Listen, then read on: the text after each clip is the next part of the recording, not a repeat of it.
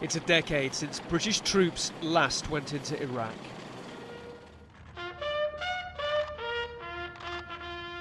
Six years later, they left a war that many wanted to forget.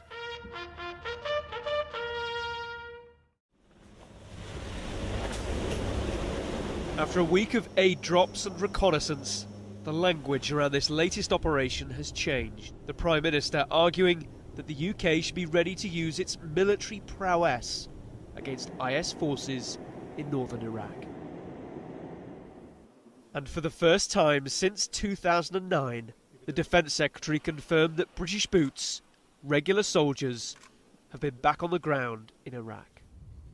Boots on the ground sounds like a lot of soldiers, but in fact it was a small team that went into Erbil to assess whether or not it was safe for Chinook helicopters to land. They were out again within 24 hours.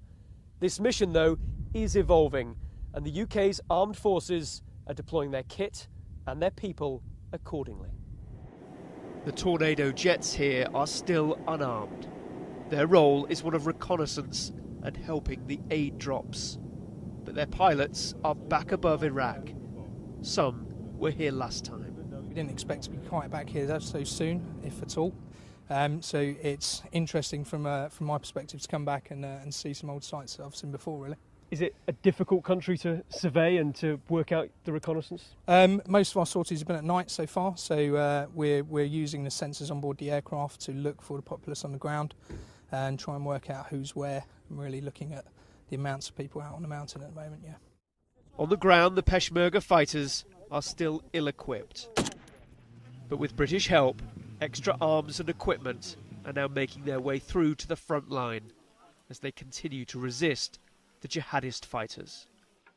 In the end, this can only be solved by the Sunni themselves working out what to do in that area. We tried, David Petraeus tried, 2007, to pump in 100,000 American soldiers, and it did not sustainably solve the problem in the Sunni areas of Iraq. This time round, any solution has to be led by the Sunnis. While the pace is quickening, the international effort here still has Britain in a supporting role rather than an attacking one. But if that changes, the UK military is ready to respond. Tom Parmenter, Sky News, RAF Akrotiri.